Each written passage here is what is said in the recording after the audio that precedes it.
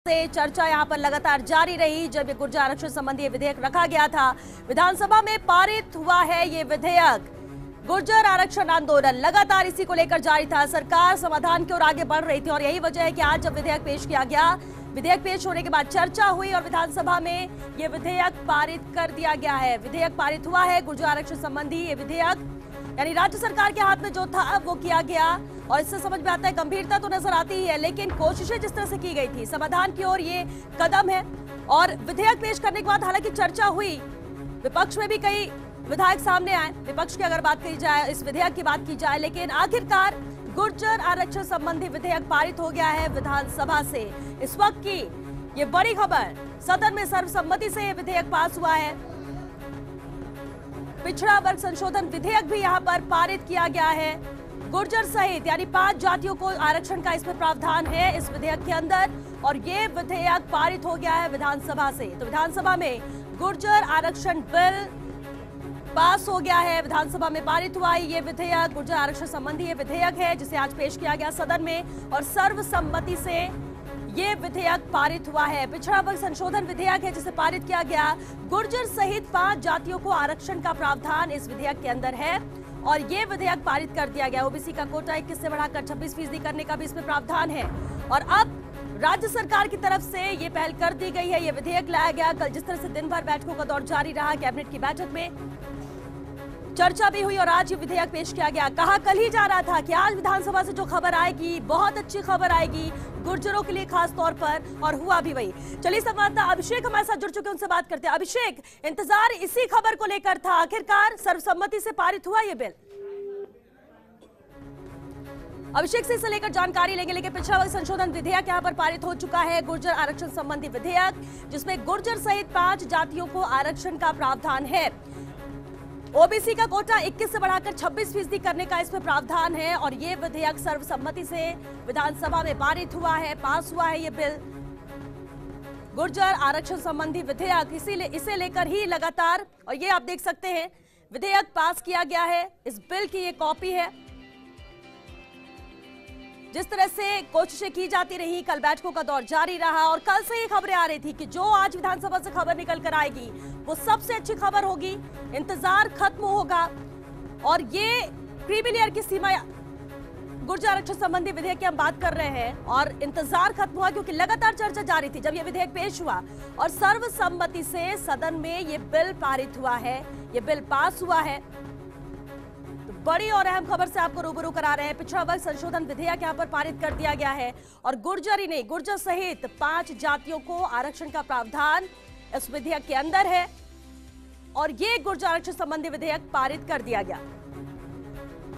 संवाददाता अभिषेक श्रीवास्तव हमारे साथ एक बार फिर से जुड़ गया। अभिषेक, आखिरकार ये बिल पास हुआ है, पूरी जानकारी चाहेंगे, क्या रहा चर्चा में?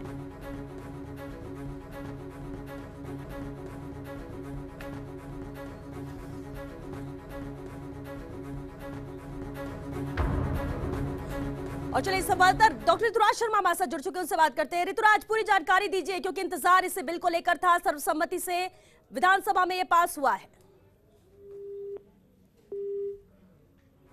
तो बड़ी और अहम खबर है, विधानसभा में गुर्जर आरक्षण बिल पास हो चुका है। सदन में सर्वसम्मति से विधेयक पास हुआ है। गुर्जर आरक्षण संबंधी विधेयक जिसे आज पेश किया गया विधानसभा में, उसके बाद इस पर चर्चा भी हुई और अब सर्वसम्मति से, सभी की सहमति से यह बिल पास कर दिया गया है विधानसभा में। तो गुर्जर आरक्षण संबंधी विधेयक बेहद अहम है। अहम इसलिए भी हो जाता है क्योंकि आज छठा दिन है गुर्जर आरक्षण आंदोलन का और लगातार गुर्जरों की तरफ से ये बात कही जाती रही कि जब तक उन्हें आरक्षण नहीं दिया जाता है, जब तक इस और कदम आगे नहीं बढ़ाए जाएंगे, वो आंदोलन खत्म नहीं करेंगे। और यही वजह रही कि कल दिन भर बैठकों का दौर जारी रहा। कल शाम को कैबिनेट की अहम बैठक हुई। इसके बाद जितने भी मंत्री निकले सभी ने यही कहा कि कल जो विधानसभा में होगा वो सबके लिए अच्छा होगा, अच्छी खबर आएगी। और आज जब 11 बजे विधानसभा शुरू हुई, विधेयक पेश किया गया, इस विधेयक पर चर्चा भी हुई और आखिरकार गुर्जर आरक्षण बिल यहां पर पास कर दिया गया है। गुर्जरों को 5% आरक्षण का यह बिल है। गुर्जर समेत 5 जातियां हैं जिन्हें इससे लाभ मिलेगा, इस आरक्षण में उन्हें फायदा मिलेगा और आखिरकार ये बिल पास हुआ है। ये विधेयक बेहद अहम था हालांकि जो भी प्रावधान हो सकते थे विधिक जानकारियां लेकर इसे आगे बढ़ाया गया, बनाया गया और इसे पेश किया गया। और चलिए सीधे रुक करते हैं, संवाददाता डॉक्टर ऋतुराज शर्मा हमारे साथ जुड़ रहे हैं, उनसे बात करते हैं। ऋतुराज, पूरी जानकारी चाहेंगे क्योंकि इंतजार इसी को लेकर था और ये बिल पास हो चुका है सर्वसम्मति से।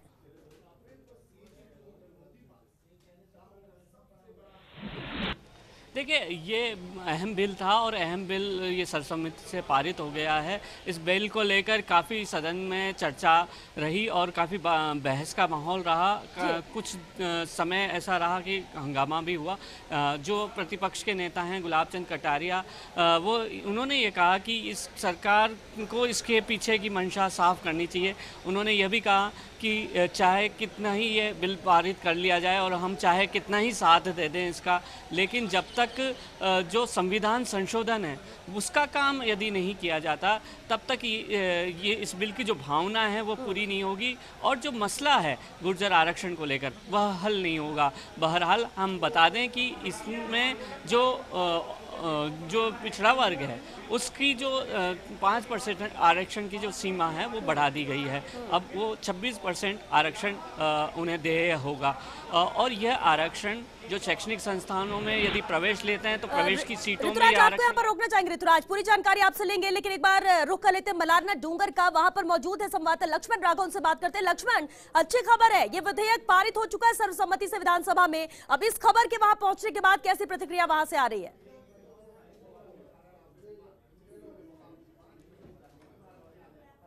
तौर पर बड़ी खबर है कि विधेयक पारित हो गया है और आप जो कैमरामैन जितेश और अमनिवास दिखाएंगे आपको किस तरह से यहाँ कर्नल बैंसला अपने खास लोगों से चर्चा कर रहे हैं। जो किचन कैबिनेट हैं, उनके पुत्र हैं, शैलेंद्र हैं, इसके अलावा सुप्रीम कोर्ट के एक एडवोकेट हैं, इन तमाम लोगों से जो है कर्नल बैंसला बातचीत कर रहे हैं कि जो मसौदा पास हुआ है, जो बातचीत हुई है, उस पर कैसे आगे बढ़ना है। तो कहीं ना कहीं कई चीज़ें ऐसी हैं जिस पर चर्चा की जा रही है और ये बेहद अहम है क्योंकि यहाँ ट्रैक से दरअसल ये फैसला होगा। ट्रैक पर टकटकी है लोगों की कि इस ट्रैक से क्या निर्णय आता है। हमारे साथ कुछ लीगल एक्सपर्ट भी हैं, उनसे हम बात कर लेते हैं कि वो किस तरह से देख रहे हैं इस आंदोलन को, इस चीज़ को कैसे देख रहे हैं। हम बात कर लेते हैं उनसे। देखिए, ऐसा है, अभी हमारे पास कोई ऑफिशियल डॉक्यूमेंट्स तो आया नहीं। जब कागज आएगा तब उसे कंटेंट को देखेंगे, तब हम आपके प्रश्नों का उत्तर देने में सक्षम होंगे। निजाम, आप जो अध्ययन कर रहे हैं लगातार, क्या निकल कर आ रहा है? देखिए, ये इनके लिए काफ़ी मुश्किल है कि इन लोगों को इस तरीके से समझाना जब तक कि वो उनके पास पूरी तरह से ड्राफ्ट नहीं आए। लेकिन एक जो बड़ी बात आती है कि 21% से 26% करना, अब सबसे बड़ी बात समझवाने वाली बात जो है वो है कि 50 के अंदर देते हुए फिर बढ़ा है।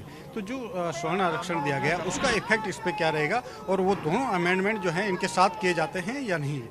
अगर इसके साथ अमेंडमेंट किए जाते हैं तभी इनकी चीज़ें पूर्ण हो पाती है। तो इसलिए जो ये अभी कन्वर्सेशन इनके बीच आपस में चल रहा है वो ये कि अभी अगर सिर्फ 50% के साथ इसको करते हैं तो ये ज्यादा हो जाएगा और वो फिर पहले वाली स्थिति लीगल में। निश्चित तौर पर उनके पुत्र कर्नल बैंसला के पुत्र हमारे साथ जुड़ रहे हैं, विजय बैंसला, उनसे हम बात कर लेते हैं। साहब, कोई कागज नहीं आया है, क्या कहेंगे आप? किसके ऊपर? सॉरी, आप अभी जो है बिल पास हो गया, विधेयक वहां पास हो गया, ठीक है, मसौदा जब तक आएगा, लेकिन पास होना, रखा जाना, इसको कैसे देख रहे हैं आप? हम तो वही देखेंगे जो हम देख पाएंगे। अभी तो कुछ देख ही नहीं पा रहे, ना तो हमारे पास कागज है, ना क्या हुआ, हमें तो पता ही नहीं है। हमारी सिचुएशन आज वही है जो सुबह 6 बजे थी, कुछ नहीं पता हमें। हम आपको जानकारी दे रहे हैं कि विधेयक पास हो गया है विधानसभा में। क्या पास हुआ, क्या फेल हुआ, हमें क्या पता साहब। उसके अंदर क्या है, खाली कागज पास हुआ है, पूरा कागज पास हुआ है, 2 पैराग्राफ है, 4 पैराग्राफ, हमें कुछ नहीं पता। जब तक हमारे पास कोई ऑफिशियल पेपर नहीं आता हम उसके बारे में ना तो कोई टिप्पणी कर सकते हैं ना कुछ कह सकते हैं। देखिए, ये इनका बयान आया है और यहाँ देखिए, मैंने बहुत पहले कहा था कि दरअसल चूंकि आंदोलन 5 दिनों से चल रहा है तो पहले चर्चा होगी अपने लोगों के साथ। नीरज पवन 2-3 दौर की बात कर चुके हैं, ये सच है। इसके अलावा कुछ बड़े मुद्दों पर चर्चा हुई है। देवनारायण बोर्ड की जो घोषणा हुई है उसमें बजट को लेकर जो बातचीत है उस पर चर्चा हुई है। जो मुकदमे हैं जो दर्ज हुए हैं लगातार आंदोलन के दौरान, उस पर जो चर्चा हुई है कि वो वापस लिए जाएं। तो ये तमाम ऐसी चीजें हैं जिन पर बातचीत हुई है। बात कब बनती है इसमें समय लगेगा, लेकिन महत्वपूर्ण बात ये कह रहा हूँ, बात बनने के आसार नजर आने लगे बिल्कुल बिल्कुल लक्ष्मण, क्योंकि रास्ते अब खुल रहे हैं, रास्ते जो समाधान की तरफ आगे बढ़ रहे हैं। हम ये नहीं कह रहे पूरी तरह से समाधान हो गया है, लेकिन आगे जरूर बढ़ रहे हैं। अब क्योंकि आपके साथ निजाम भी है लक्ष्मण, जरा पूछिए, क्योंकि पहले भी कई बार विधेयक आ चुका है, कई बार चेंजेस किए गए हैं, कहीं कुछ पेश भी किया गया है तो उसे फेल किया गया, फिर कैंसिल किया गया, दोबारा विधेयक लाया गया। पहले से ये अब कैसे बेहतर है जो किया गया है, इसे जरा विस्तार से बताएं निजाम।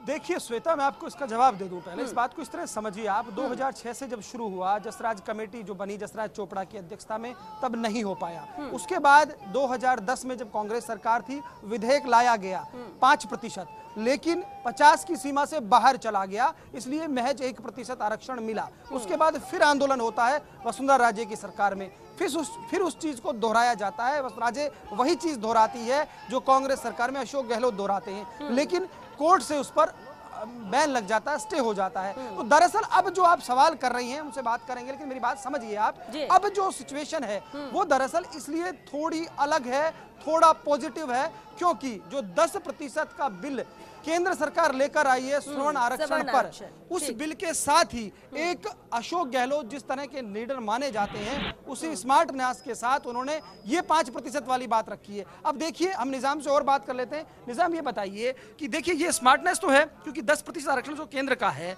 वो एक मुद्दा ऑलरेडी है, और आंध्र प्रदेश में जो हुआ आपको वो समझ आ रही है।